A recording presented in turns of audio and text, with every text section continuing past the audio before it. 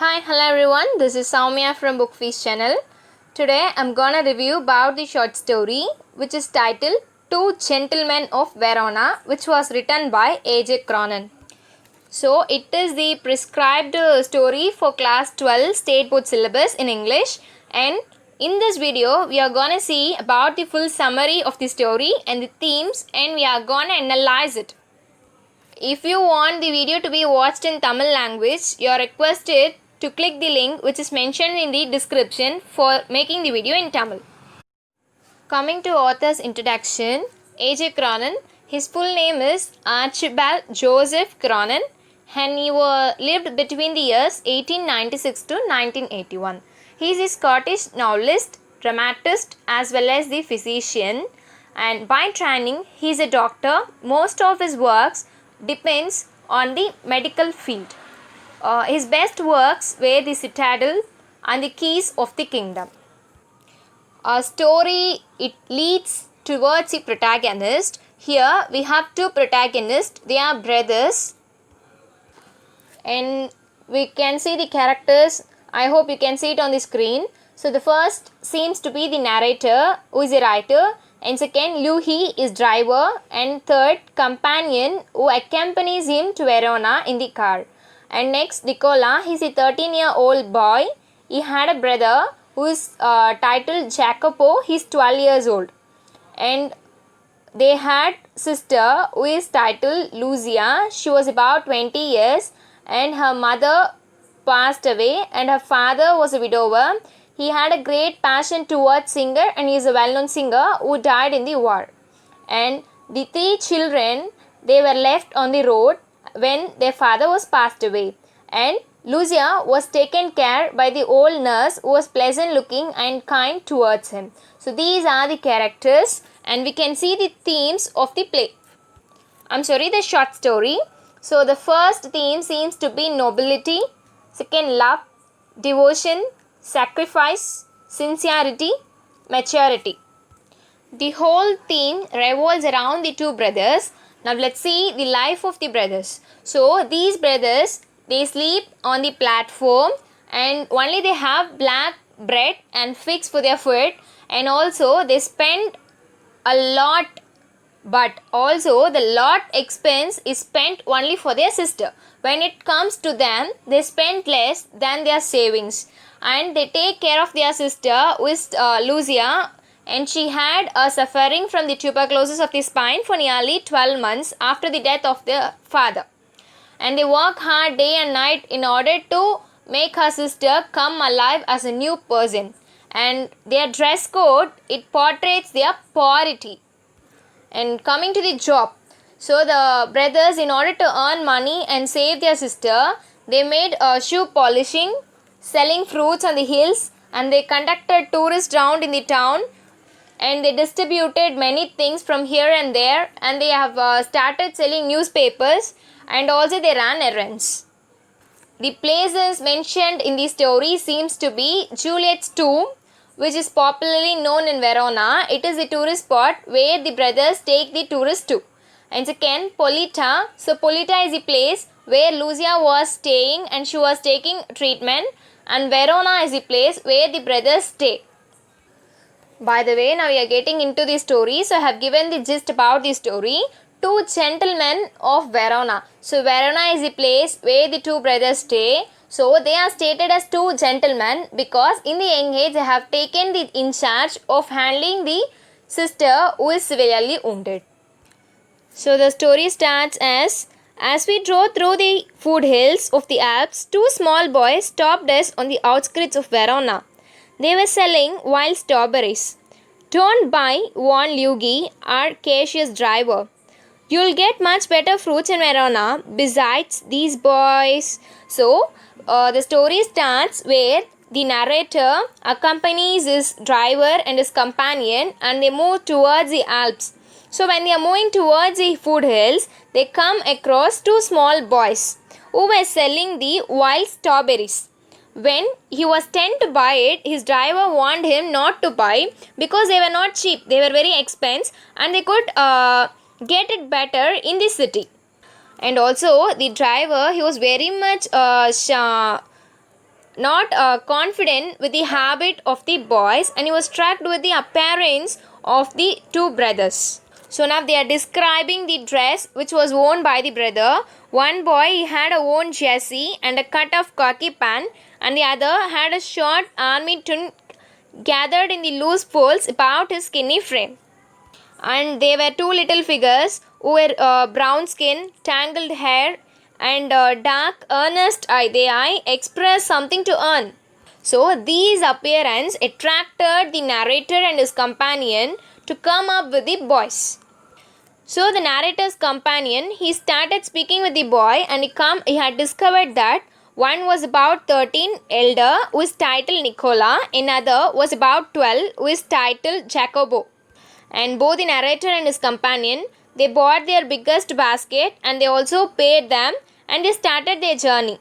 So the first day has got over, and the next day when the narrator was coming out of his hotel, he could see that these two boys were making up the shoes, and they were making a job which is like a shoemaker's job. They were polishing the shoes. So the place is mentioned beside the fountain in the public square. They were very brisk in their business.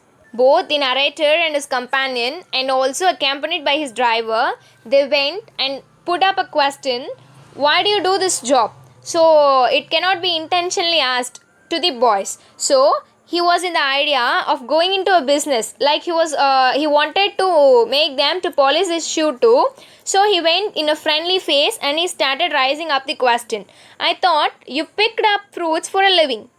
I said, we do many things, sir, Nicola answered seriously. So the boy Nicola, he answers, we do many things. And he was very much hope, while his hope was expressed in his glance.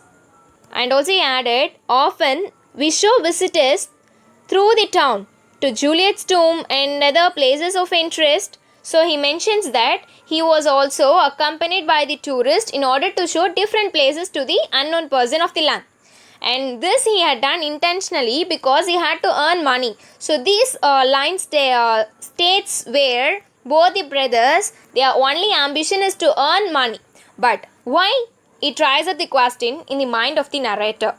Then the narrator, he was very much okay with it, and he said, alright, you take us along. So we are very much eager to see the place. Please take us along. He started inquiring these childrens. When they were making round, he was very much attracted towards the brothers because he was very ambitious. They had ambition. The main motive is to earn money. They are good earners, but also they express the childhood behavior in them. So the child is experienced, the author compares Jacopo with squirrel. And Nicola's smile was steady and energizing. Even though they were very small, but the way they act and the seriousness in the face express beyond their years. In the same week, the narrator sees them often in doing various jobs in various places. Not only he has seen them as a great hard worker, but also they were very useful to the narrator and his companion. He gives an example that if they were in the want of any American cigarettes, they would go and ask for him to buy it and come back. So it helps them to get it within a second, where Nicola and Jacopo, they go to the different restaurants and come up with their satisfactions. So what was the main stuck here is their willingness to work. What was the job offered to him? He comes forward. Both of them comes forward to make it happen in a good manner. In the hot summer days, they started shining the shoes, they were selling the fruits, and they were having newspapers, conducted tourists down to the towns, and ran many errands.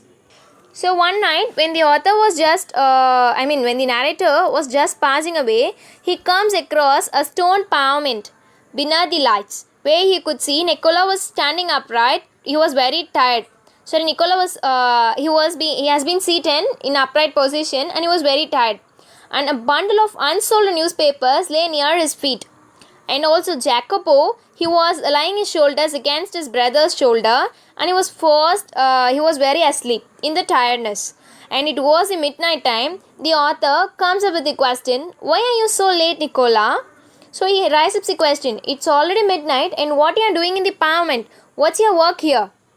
Where Nicola answers, he was waiting for the last bus from Padua, and when the bus comes, he can sell all the newspaper and he can go back for the sleep.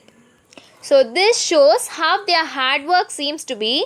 It was already midnight and still they were waiting for the bus which takes them to Padua, and they has to sell all the newspapers, not just supplying it. They have the newspapers, and after that they have to have a good sleep and they have to wake up again and the routine life starts. This shows their love towards the person for whom they are earning, whereas their life is not mentioned, was not in a luxurious position and was also not more valid than something else. The author asks, is it possible? Why do you work hard? Must you work hard? Is it any compulsory? You both look very tired. Then why do you work hard? He raises many questions. But silently he gives an answer which is quite uncommon. We are not complaining, sir. We are not complaining that we are working hard. We are not complaining that we were forced to work. We were not complaining that we are staying in the pavement. We were not complaining we are still awake in the midnight. So we are not complaining, then why we have to worry about that? The next morning, the narrator he goes to the fountain to have his shoes shined. There he sees Nicola and Jacopo and he questions Nicola, the way you and Jacopo work, you must earn quite a bit. You spend nothing on clothes, you eat little enough. When I see you have a meal, it's usually black bread and figs. Tell me, what do you do with your money? So he raises the question, you work hard, you earn more, you save more, but you never invest it in buying clothes and food. Then what's the reason? So the basic needs for human is food, clothing and shelter, where they have only black bread and figs for their food. That also usually a time a day. And coming to the clothes, they were shabbily dressed. And coming to the shelter, they sleep on the pavements. Then what do you do with the money? Why do you need so much money? And to whom you are saving it for? He questions. Nicola, within a fraction of a second, he was under his sunburn and he has grown pale and he looked on the ground. He never faced the narrator eye to eye, in which he never wanted the narrator to come across his pains. He never wanted the narrator to know what condition he was and what's the reason behind his working hard. So again, the narrator, he was very much eager to learn, to know what he was doing. So again he puts up the second question. You must be saving up to emigrate to America, I suggest. He looked at me sideways, spoke with an effect. We should greatly like to go to the States, but here at present we have other plans. So he says that whether you are in the idea of emigrating. So emigrating is moving from a place to another place. So you want to leave Verona and you want to go to America. Is the reason why you save money. So that's the reason he questions up with an effort. So he comes up, he wanted to know the answer. He cannot go and straight away ask the question again. So he comes up with the other type of way where you wanted to emigrate to America. The Jacopo and Nicola, they were sunburned and Nicola answers, no, we wanted to go to States. But at present we have many plans to explore and we have many responsibilities to do. So we have to do that.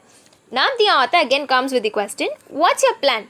So what was your plan you're planning to in order to save this much of money and live a poor life? But he never answered to his question. He just says in a low voice, just plans, sir. So just it's a plan. He never wanted to reveal what it is. Narrator, he says that okay, well, fine. It is not a problem. And he says that he is leaving to his place on Monday. So he is leaving to his place on Monday, and before leaving he wanted to do a favor for the boys. So he questions, do you want anything from me? Do you expect me to do something? Nicola, he shook his head by saying a negative answer, whereas Jacopo, he suddenly said, sir, he burst out, every Sunday we make a visit to the country, to Polita, 30 kilometers from here. Usually we hire bicycles, but tomorrow, since you are so kind, you must send us in your car. So he says that every Sunday we used to go to Polita. Not used to. They goes to Polita every Sunday, which is 30 kilometers from Verona. They hire a bicycle usually, but now he has offered him to do a favor, so they want him to take them to the place in the car. Certainly, I had already told Yugi he might have the Sunday off. However, I answered, I'll drive you out myself. So I have told my driver. So Louis is the driver we have seen already. So I hired a driver. So he is leaving Sunday. No problem. I'll take you there, he says. Suddenly, Nicola, he was glaring at his brother in vexation. We could not think of troubling you, sir, he says. We don't want to trouble you. We'll make it by ourselves. You can have a leave, he says. No, that's not a trouble. So I'll take you there, the narrator, he states. Nicola, he was biting his lips and he was thinking whether is it okay or not. Then finally he says, very well. The following afternoon, the narrator accompanies them to the tiny village which is in the hillside. And imagined that his destination would be so humble dwelling, and where Jacobo was largely red-roofed villa, and they could see many high walls, stone walls, and he could secretly believe the eyes. Before I could recover breath, my two passengers had leaped from the car. So he was in the imagination, but before stopping the car, both his passengers, so here the passengers were none other than the Nicola and Jacopo, both they were leaped from the car, and one says that we shall not be long, perhaps only an hour. Maybe you would like to go to the cave in the village for a drink. So he says that we'll return within an hour, so you can go for the cave and have a drink if you wish to. Where he never wanted the man to see where they were going, to know what he was doing. So he diverts the man by asking him to have a coffee. Certainly, they never asked for the permission, they never asked any suggestion or what was the reply of the man, I mean the narrator. Suddenly, they started running out from the place and they were suddenly disappeared. After a few minutes, he was waiting, they were not returned. So he went in the side entrance and rang the bell. There came a pleasant looking woman who was very who was wearing streamlined spectacles, and she was blinking at the person with a great pause. And she looks like a nurse who wears a white uniform. And he says to the lady, I brought up two boys here. Suddenly, with a smile, she takes him in, and Nicola and Jacopo, I'll take you up. Don't worry, I'll take you to them, she says. She takes the narrator to the cool titled vestibule in the hospital, for which it is not an hospital actually, it's a villa which was framed to a hospital. She takes him to the small glass portion and asks him to be quiet and shows the two boys. Between the boys seated a girl for about 20, and she is none other than the sister of Nicola and Jacopo. She was lying herself on the pillow, wearing a pretty lace jacket. She was eagerly listening to the stories and the speech which was given by her brother, and side of her was a vase wild flowers which stood on the table. So why here wild? So it can be flower, it can be pleasant flower, or it can be like some other mentioned particularly, but wild. The word wild here represents the state of their life, how they lead their daily life. The nurse started questioning. You can go in, you can see Lucia. She'll be very pleased to see you, he questions. So the name of the girl is Lucia. But the narrator, he never wanted to go in because he was not voluntarily invited to see their sister. So he moves from the place and he begs the nurse, which is the woman who opened the door, to tell him what she had known about them. Where she says that it is none other than the sister of the brother. Her name is Lucia, and their father was a widower. He's a well-known singer, and he had died in the war. After a bomb blast had destroyed their home, and his father was died, they were thrown to streets. The children, they were literally fighting for their life. They were from a very cultured and comfortable family, but at present they had no other option, and Lucia, she was trying to be a great singer. Now their only enemy is starvation, which took them to the roads, which made Nicola and Jacopo from educating to working labor, and a great singer, trying to be a great singer, Lucia, was at the bed. So the starvation was the main reason behind everything. They could not expose themselves to the cold winter and starvation, yet they decided to have a plan. They were planning to live, and for 3 years they lived in Germany under the German rule. I'm sorry, not actually Germany. It was under the German rule in the city, and it could not bring them. It could not take their life to the least.